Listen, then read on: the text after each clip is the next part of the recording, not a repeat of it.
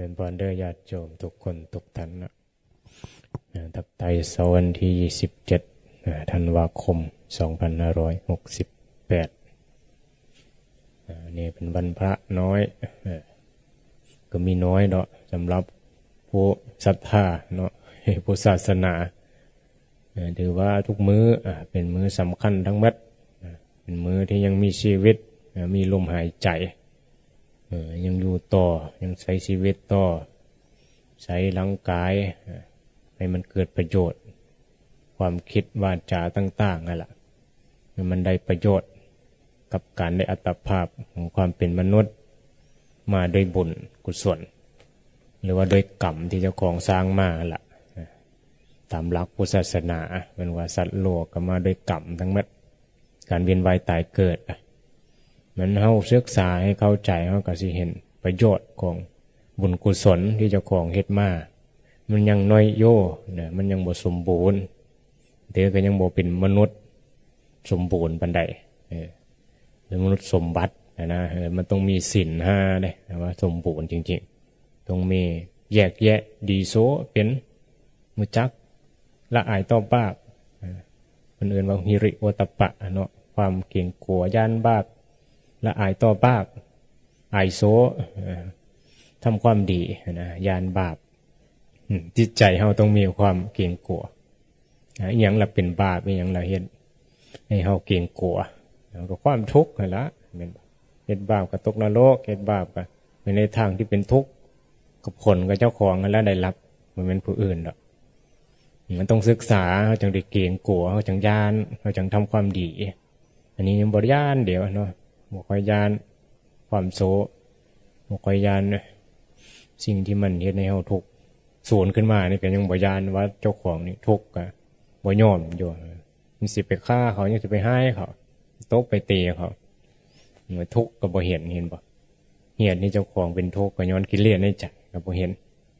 รู้จักแก้ไขนี่แหละจึงจังว่าบ่มีการศึกษาคำสอนพระพุทธเจ้ามีสมบูรณ์แล้วมีครบหมดแหละบ่ได้แม่นเสริมบ่แม่นศาสนาเสริมพระปฏิบัติไม่ดีแม่ชีแม่พรามบ่ซกบ่สิกาบ่ปฏิบัติตามมันก็เสริมในตัวของเจ้าของบ่ได้เกี่ยวกับศาสนาคำสอนเพิ่นมีให้เฮาปฏิบัติมันบ่ได้เสริมไปใส่เฮ็ดดีเจ้าก็เฮ็ดดีไปแล้วแม่เจ้าก็ได้รับผลดีผู้อื่นบ่เฮ็ดเขาก็บ่ได้น่ะเสริมไปใส่ปฏิบัติเป็นนิพพานเพิ่นก็ไปนิพพานกันทั้งหลายครูบาอาจารย์เพิ่นก็ประพฤติปฏิบัติเพิ่นศรัทธาอันนี้เฮาเป็นว่าศาสนาเสริมย้อนว่าพระปฏิบัติบ่ดีมันละเกี่ยวหยังถ้าเพิ่นเฮ็ดบ่ดีก็เรื่องของเพิ่นเลยเจ้าของเฮ็ดดีก็ได้ในตัวเจ้าของแหละเกี่ยวหยังกับไผเนี่ยจังว่าเข้าใจให้มันถือแน่โอ้ยบ่ไปดอกวัดนั้นพระไม่ดีวัดนี้ดีกว่าบางเทื่อก็ไปถือใจเจ้าของนะไม่ได้แม่นไปเพื่อว่าเฮ็ดเจ้าของให้มันดีแก้ไขใจเจ้าของให้มันถูกต้องตามหลักคำสอนพระพุทธเจ้ารู้จักโสโกบาปเนี่ยนี่ก็ยังบ่เข้าใจคือเบิ่งเอาคนนั้นนี้มันถูกต้องเข้าวัดมาให้มันศึกษาให้มันเห็นจิตเห็นใจเจ้าของแก้ไขใจเจ้าของไปมองนั้นมองนี้ให้มันได้รับประโยชน์โดยเฉพาะมาวัดเนี่ยให้เฮาได้รับประโยชน์อีหลีให้มันเกิดปัญญาความฉลาดนั่นแหละมันฉลาดมันก็บ่สูญมันก็บ่โกรธบ่โง่แหละบ่หลงในพิธีกรรมนั่นแหละมันฉลาดแม่นบ่ เขาเข้าใจคำสอนพุทธเจ้าอีหลีบ่ได้มาอ้อนวอนเพิ่นได้มีแต่มาศึกษาคำสอนเพิ่นแล้วก็ปฏิบัติตามเพิ่นพุทธเจ้าเพิ่นสอนให้เฮาเฮ็ดแนวใดโอ้ให้มีศีลก็มีศีลแหละให้ละโสก็ละแหละ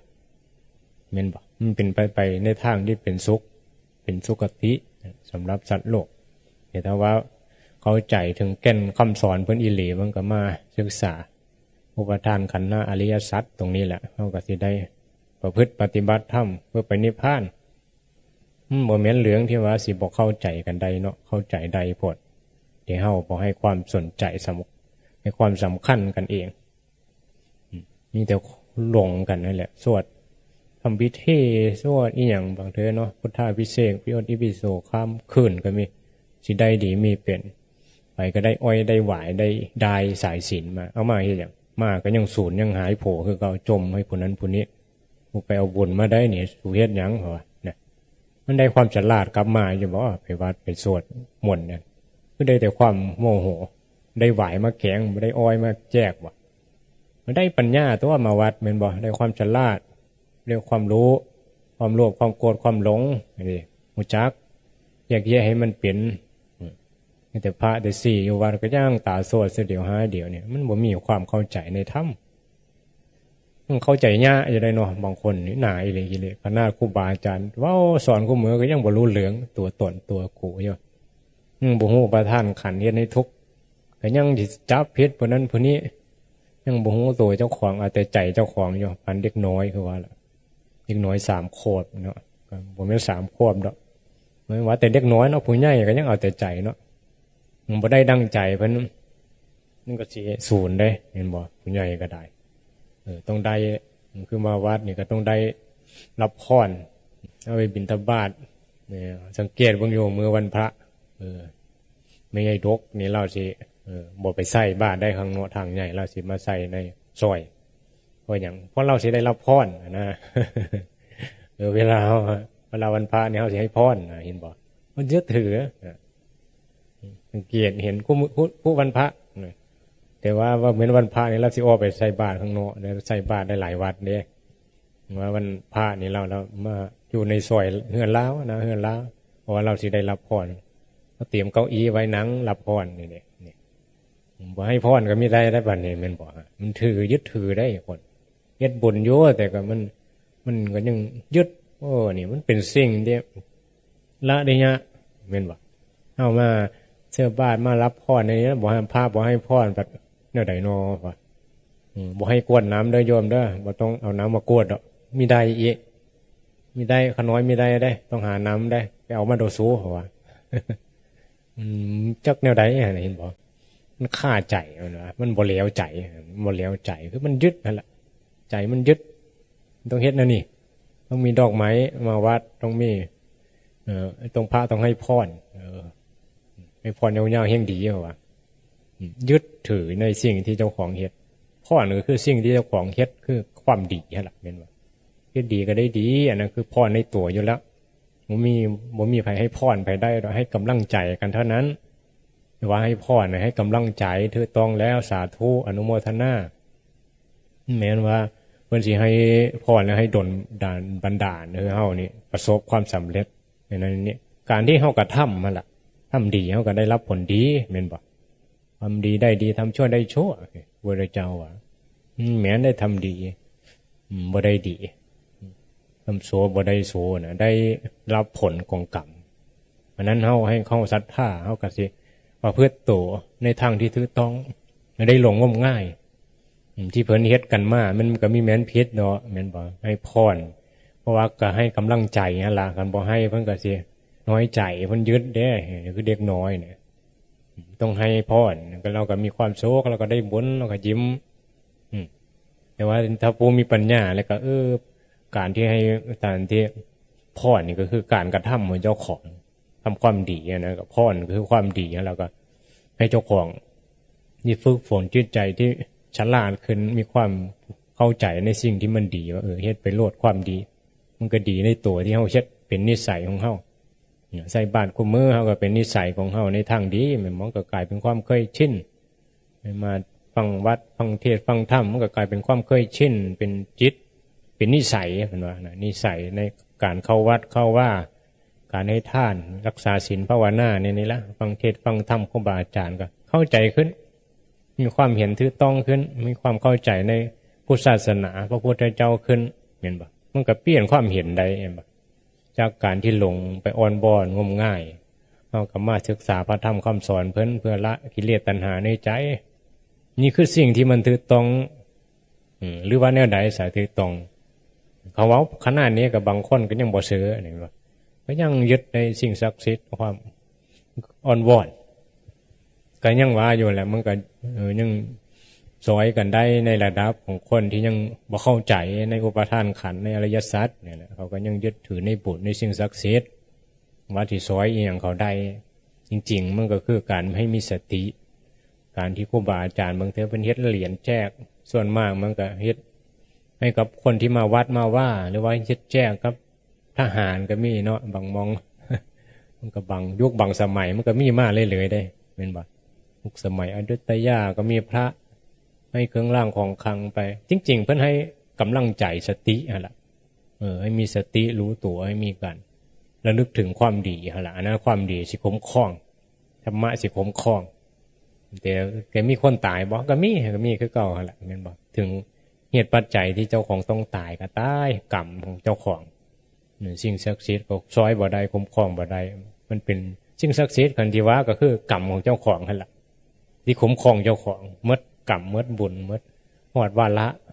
อุปฆาตกรรมกรรมเข้ามาตัดรอนคือเฮ็ดให้ตายก็หมดก็ตายไปตามกรรมนี่แหละจังว่าทำความดี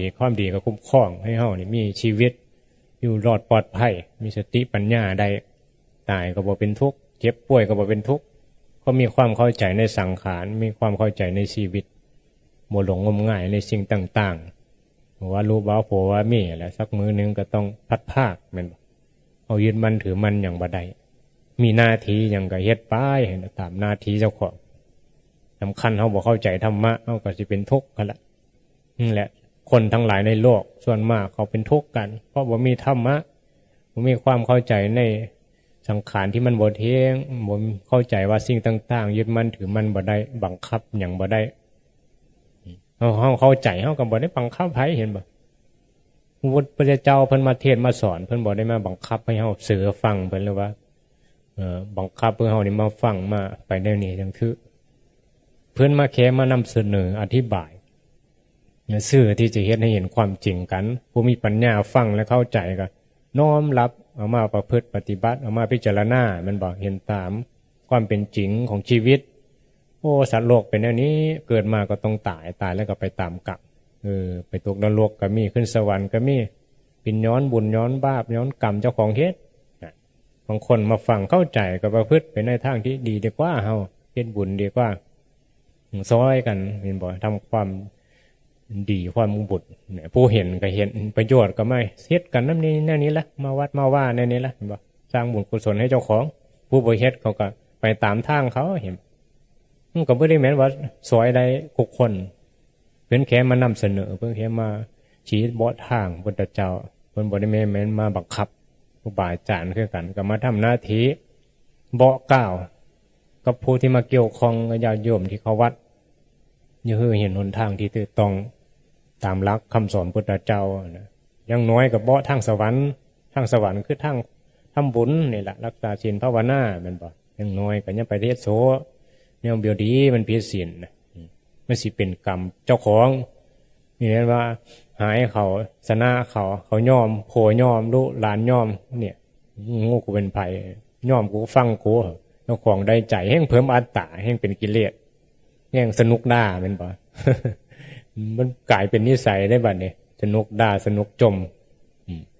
กลายเป็นการฝึกนิสัยเจ้าของยึดมันตัวเป็นตนเห็นบ่มันเพิ่นไปได้นี่แหละจังว่าชีวิตนี่เราต้องเรียนรู้เราต้องพิจารณาจิตใจเจ้าของให้มันเห็น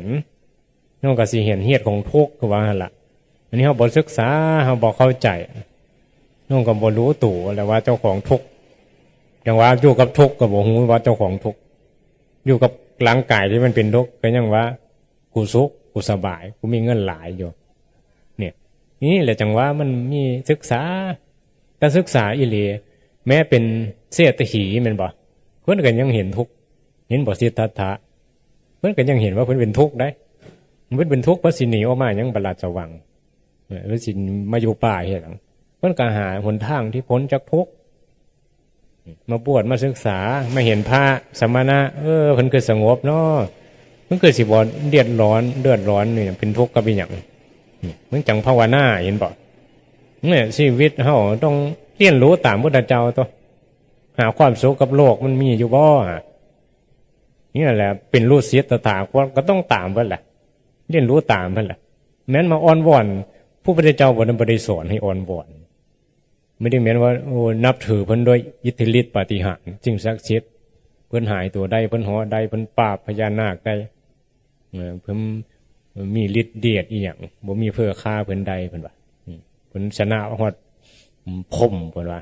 เอาอ่านประวัติเพิ่นก็โอ้เก่งนับถือเพิ่นวิเศษมันก็ลงไปในนั้นได้แม่นว่าคนส่วนมากอะลงว่าครูบาอาจารย์วิเศษอาจารย์หลวงปู่หลวงตาเพิ่นบ่ธรรมดาได้เพิ่นฮู้ว่าละจิตได้ถ้าฮู้แล้วแนวใดซะเฮาก็ได้ประโยชน์หยังได้แต่ความหลงไปยึดว่าให้เพิ่นสอยบ่มันมีแม่นเห็นบ่อย่างว่าฤทธิ์เดชบ่ได้แม่นสิ่งที่เฮ็ดให้ผลทุกข์ได้เฮ็ดให้เกิดความหลงงมง่ายไปเต็กแหละมันเท่าต้องมีหลักให้มันถือต้องเข้าใจให้มันถือต้องหลักคำสอนพุทธเจ้าถ้าผู้ใดยังหลงสิ่งศักดิ์สิทธิ์มันก็นี่แหละมันก็ยังทุกข์ยังไปนิพพานบ่ได้ดอกเพราะว่าเรื่องนิพพานมันเป็นเรื่องตัวตนเรื่องอริยสัจพุทธเจ้ามาเน้นมองนี้ไม่ได้เน้นเกี่ยวกับปฏิหารฤทธิ์เดชหัวใดหัวบ่ใดไม่รู้ว่าละจิตผู้นั้นผู้นี้นั้นมันเป็นความหลงกันผู้วิเศษสิมาโดนบันดาลให้เขามีความสุขกรรมของเจ้าของทั้งหมดละการกระทำไม่มีใครโดนบันดาลได้ดอกฉะนั้นเนี่ยมาเข้าใจลักตรงนี้แล้วมันก็เนี่ยสิ่งศักดิ์สิทธิ์นี่ก็ส่วนเข้าใจอยู่ว่ามันมีมันบ่แม่นว่าบ่มีได้แม่นบ่สิ่งศักดิ์สิทธิ์ก็มีพูดผีปีศาจเทวดงเทวดาก็มีหั่นแหละเดี๋ยวก็เรื่องของเพิ่นให้เนาะเพิ่นก็ยังเวียนว่ายตายเกิดรุ่นเฮานี่จะพ้นทุกข์เฮาก็มาภาวนาไปละเอาเป็นตัวเจ้าของนี่เอาเจ้าของนี่แหละให้มันได้หลักที่มันถูกต้องเห็นให้มันชัดเจนว่านี่การปฏิบัติในนี้แหละมันจึงพ้นทุกข์บ่แม่นการอ้อนวอนบ่แม่นการขอพรให้ผู้นั้นผู้นี้ให้พรเจ้าของเพิ่นก็แค่บอกว่าในนี้ถูกต้องแล้วปฏิบัติเธอจะบ่ขน้อยภาวนาในนี้เนี่ยมันเป็นในนี้มาถามเพิ่นเนี่ยไปเพื่อการละโลภโกรธหลงลงบ่แม่นการมาทำบุญแล้วสิรวยถือเลขถือหวยหรือว่าบ่เจ็บบ่ป่วยร่ำรวยขึ้นมาประสบผลสำเร็จในชีวิตอันนั้นมันก็เป็นเหตุปัจจัยของกรรมคือว่าแหละทั้งอดีตทั้งปัจจุบันปัจจุบันก็เฮ็ดให้มันดีบอกว่าทั้งโลกทั้งธรรมเห็นบ่ทำความดีต้องการขยันมันเพียรพระพุทธเจ้าก็สอนให้ทำงานขยันเงินกินเห็นบ่ทั้งโลกทั้งธรรมคือกันก็ให้ขยันเพียรละกิเลสในใจเพียรทั้งใจเพียรทั้งกายก็มีอย่างกระสงเคราะห์ซอยเหลือกันไปมีเหตุปัจจัยให้เฮ็ดส่วนจิตใจก็เพียรละความโสก็คือต้องเห็นนั่นแหละว่ามันเป็นสิ่งที่น่ากลัวก็คือว่ามีความเกรงกลัวมีความละอายต่อบาปคือว่าแหละมันมีความจิตมันคิดว่าอันนี้มันโสมันก็มีเฮ็ดแม่นบ่นะมันก็ต้องมาฝึกแหละเพราะเขาชินกับการเถือฆ่าสัตว์เฮ็ดแบบบ่ได้รู้สึกว่ามันบาปบ่มอกหัวปลาทุบหัวไก่ไปนี่ป๊อกๆอย่างนี้มันปกติผู้ฆ่ามาดูแล้วมันเลยบาปไปแล้วตบยุงแปะนั่นนี่ล่ะกลายเป็นเรื่องปกติกลายเป็นความเคยชินบ่ได้คิดว่ายานบาป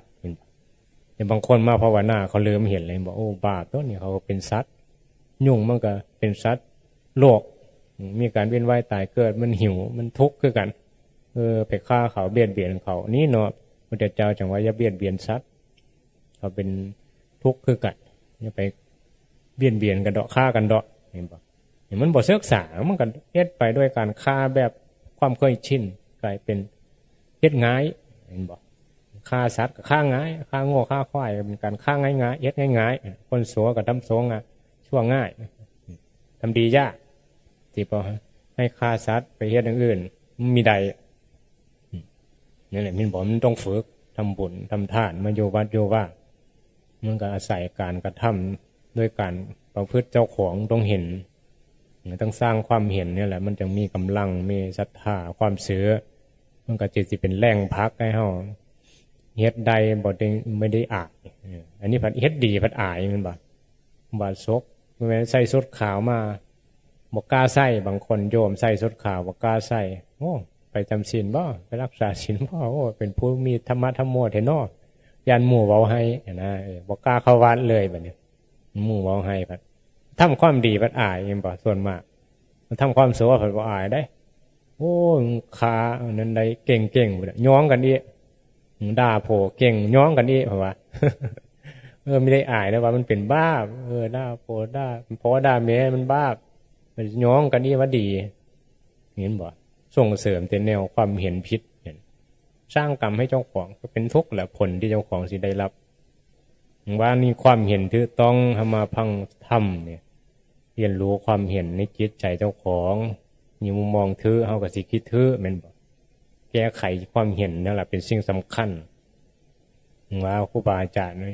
ที่ว่ามาเว้าธรรมะเทศธรรมะให้ฟังก็เพื่อว่าสร้างความเห็นให้เฮาเห็นถือในหลักการประพฤติปฏิบัติในการดำรงชีวิตอยู่แบบใดมันจะบ่ทุกข์ถ้าเห็นด้วยปัญญามันก็บ่ทุกข์แหละแม่นบ่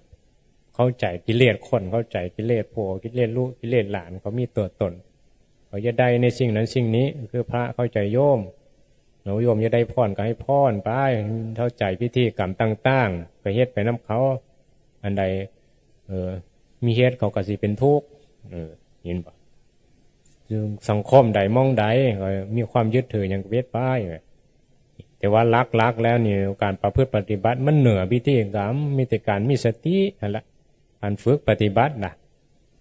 มันคือการมีสติการมีปัญญาเข้าใจในกองสังขารเข้าใจในสิ่งกระทบรูปเสียงกลิ่นรสการที่ผมมีการปรุงแต่งกับสิ่งปรากฏแต่ก็เข้าใจสิ่งปรากฏที่มัน